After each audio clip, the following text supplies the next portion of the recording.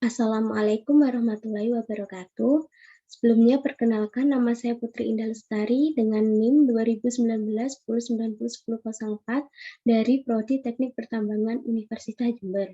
Di sini saya akan mempresentasikan tugas dari mata kuliah Teknik Tenaga Elektrik tentang prinsip kerja motor sinkron.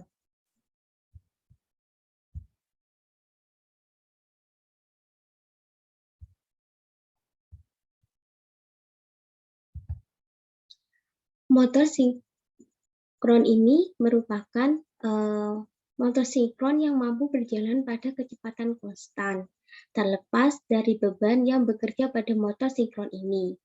Karakteristik kecepatan konstan dicapai dengan interaksi antara medan magnet konstan dan berputar.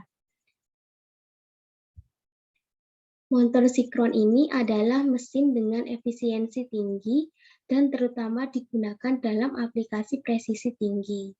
Nah, motor sinkron ini menghasilkan medan magnet yang konstan dan stator menghasilkan medan magnet yang berputar.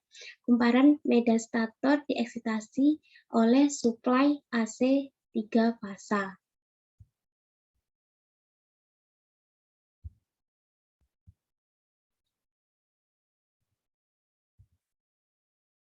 Pada gambar di samping ini merupakan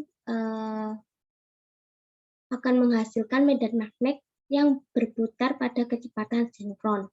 Rotor akan dirangsang oleh catu daya DC sehingga berfungsi seperti magnet permanen, atau rotor juga dapat dibuat dari magnet permanen.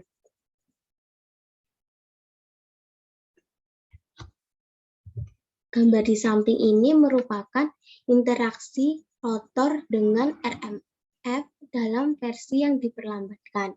Di sini diasumsikan kita memberikan rotasi awal ke rotor dengan arah RMF yang sama. Dapat dilihat bahwa kutub RMF dan rotor yang berlawanan ini akan menarik satu sama lain dan mereka akan terkunci secara magnetis. Ini dapat berarti bahwa rotor ini akan berputar dengan kecepatan RMF yang sama atau rotornya akan berputar pada kecepatan sinkron. Kecepatan sinkron ini dapat dengan mudah diturunkan sebagai berikut.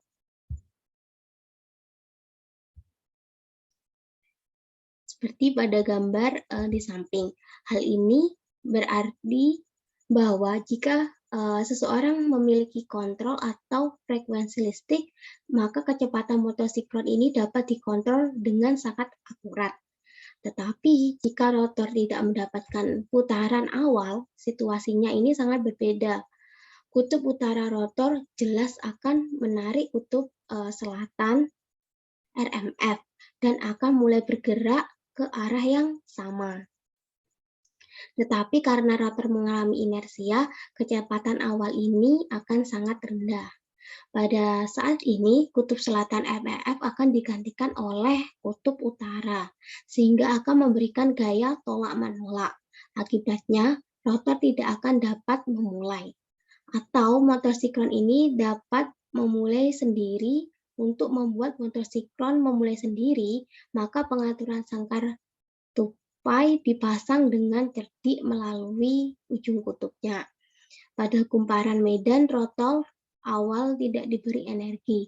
Jadi dengan medan magnet yang berputar, listrik diinduksi dalam batang sangkar tupai dan rotor mulai berputar seperti motor induksi.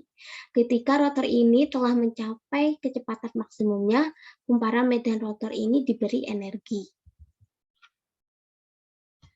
Motor sinkron akan menghasilkan kecepatan konstan terlepas dari bebannya motor. Hanya jika beban ini berada dalam kemampuan motor. Jika beban torsi eksternal lebih dari torsi yang dihasilkan oleh motor, ini akan terlepas dari sinkronisme dan akan berhenti. Tegangan suplai rendah dan tegangan eksitasinya adalah alasan lain untuk keluar dari sinkronisasi.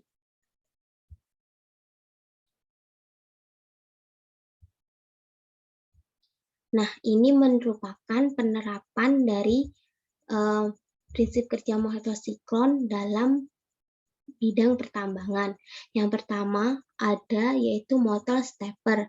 Alat ini digunakan sebagai penggerak komponen bearing dan plat pada rel, baik berupa industri linear motion ataupun lainnya untuk menghasilkan proses operasi yang terkontrol dan terukur.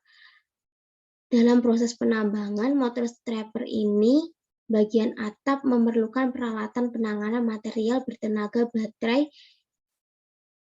dan selanjutnya yaitu penerapan pada pompa dewatering.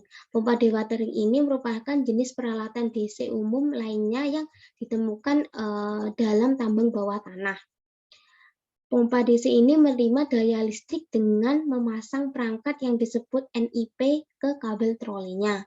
NIP ini berisi sekering dengan jenis ukuran dan peringkat yang benar untuk aplikasi ini harus dipastikan dan tag ID terpasang untuk mengidentifikasi bagian peralatan mana yang disuplai oleh NIP.